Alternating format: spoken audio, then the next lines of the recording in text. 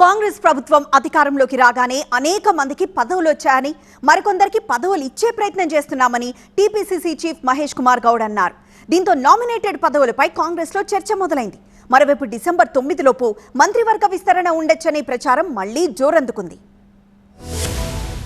Telangana Pradesh Congress committee సమావేశంలో అనేక అంశాలపై చర్చ జరిగింది.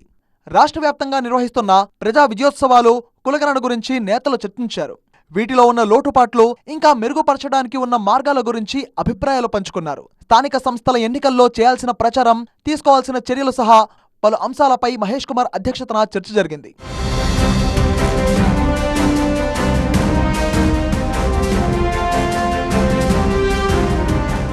బీఆర్ఎస్ 10 ఏళ్లలో చేయలేని అనేక పనులను కాంగ్రెస్ సర్కార్ 10 నెలల కాలంలోనే చేసి చూపించిందని మహేష్ కుమార్ గౌడ్ అన్నారు.